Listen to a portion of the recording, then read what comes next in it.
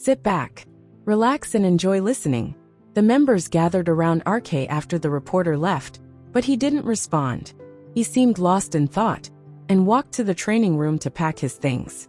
Jill tried to approach, but member 1 stopped him, saying it's look like RK doesn't want to talk about this. If we push him now, we'll just make it worse. Remember what doctor said not to make him remember this incident. Jill hesitated, remembering the doctor's advice, and reluctantly stepped back. The group waited silently while RK packed. They all returned home together, but the car ride was filled with silence. RK didn't speak, and neither did anyone else. At RK's house, he went straight to the bathroom to take bath without a word. The members stood in the living room, their worry evident. We should talk to him, said member 3 after a long silence. No, member 1 replied firmly. Not now. He needs time. Forcing him to open up will make things worse. He motioned for everyone to sit and wait. Just then the doorbell rang. Jill opened the door to find RK's lawyer standing there. Where's RK? The lawyer asked as he stepped inside. How's everything going? He is here for his regular inspection. The members quickly filled him in on everything that had happened with the reporter. The lawyer's face darkened as he listened, clearly shocked. How is it? The lawyer asked.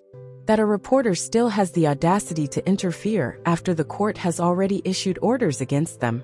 Can't we take action against him? Jill asked, frustrated. If we don't, others will try the same. The lawyer shook his head. We don't have enough proof. He wasn't in uniform, no camera or mic. He can claim to be a regular citizen. Without evidence, we can't win in court. That's ridiculous, Jill exclaimed, slamming his fist on the table. This is why RK suffers so much. We can't even protect him properly. I get your frustration, the lawyer replied calmly. But what I don't understand is why RK didn't just deny the accusations on the spot. Why didn't he say something? Jill immediately jumped to RK's defense. He's not in good health right now, Mr. Lawyer.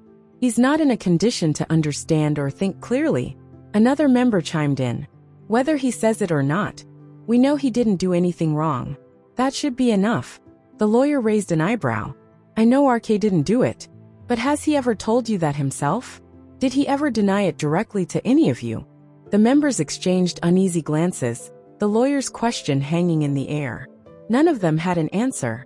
At that moment, RK emerged from the bathroom. He looked exhausted. He paused when he saw the lawyer, his expression unreadable. RK, the lawyer said, seeing him. Hearing that, a member turned to see RK standing. Before he could say more, his phone rang. After a brief conversation, he apologized, saying he had to leave for an urgent matter. As he walked out the door, the tension in the room remained palpable. As the lawyer left, the members gathered around RK, who was still standing in the same place, to explain to him. But then the doorbell rang again. Member 2 went to open it and froze in shock.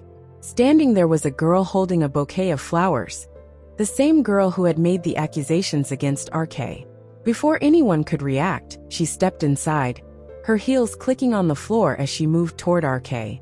The members snapped out of their stupor and quickly blocked her path. Member 1 stood directly in front of her, his arms crossed. Where do you think you're going? He asked coldly. The girl looked at him with a calm, almost smug expression. I'm here to talk to RK. You've got some nerve showing up here, Member 2 said angrily. Do you think you can just waltz in and pretend like nothing happened? The girl, holding the flowers, walked in with a calm demeanor but an edge in her tone. I didn't come here to fight. I heard he's been under a lot of stress. I just wanted to see him and wish him good health. Her tone softened as she continued. I can't bear to see RK suffering. Jill frowned. You've already done enough damage. Don't come here pretending you care. The girl smirked slightly. Oh, Jill, we met before, right? And I asked about his health when we met during the first hearing. But you didn't give me an answer, so I had no choice but to come here myself to check on him. Stop playing games and get out, Member 3 said sharply, his patience visibly thinning. The girl ignored him, her eyes searching for RK. Spotting him standing silently behind the group, she smiled and walked forward.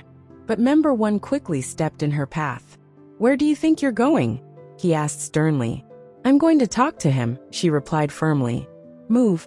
You're not going anywhere near him, Member 1 said. standing his ground. She smirked. You can't stop me from talking to my RK. The members froze, their shock evident on their faces. Did she just call RK hers? One whispered to another, exchanging wide-eyed glances. While they stood there processing her words, the girl took the opportunity to close the distance between herself and RK. By the time they snapped out of it, it was too late. She was already standing near RK, holding out the bouquet. Presenting RK flowers, she looked at him, her voice softening.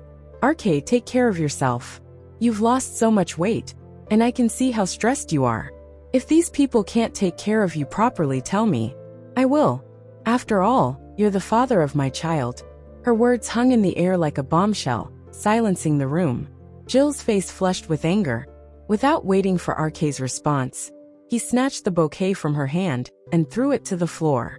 Get out, he shouted. How dare you come here and say such lies? The girl turned to Jill, her composure cracking. Lies? I'm telling the truth, Jill. This is a family matter, so stay out of it. I just want to speak with RK for a moment. And for your information, I have every right to be here. He is my. Jill took a step closer, his voice filled with rage. Family? You don't know the first thing about family. RK doesn't belong to you, and he never will. Stop this nonsense, and leave before I call security. The girl's expression hardened. You can yell all you want, but the truth remains. RK is mine, and I'll prove it in court. Just wait. Before Jill could respond, she turned back to RK, who still hadn't said a word. Picking up the bouquet from where it had fallen, she placed it on a nearby table. Don't worry too much. We all know what's going to happen soon. I don't like seeing you like this, but I don't understand, RK, why you're refusing me. You don't seem interested in girls. Also, you're not concerned with appearances. You care more about the heart and intentions of people. And people say I have both, RK. So why can't you just say yes to marrying me? Say it, RK, and I promise I'll make everything stop. Everything will go back to normal. I've given you everything, RK, love, respect, everything. Just say yes. RK remained silent, his face unreadable. The girl waited for a response, but when none came, Jill stepped in again. I think you've got your answer. Now leave. The girl glanced at Jill, then back at RK. After a moment, she sighed and turned to leave. Take care, RK. You're only making things tough for yourself. I hope you make the right choice before it's too late, she said, walking out.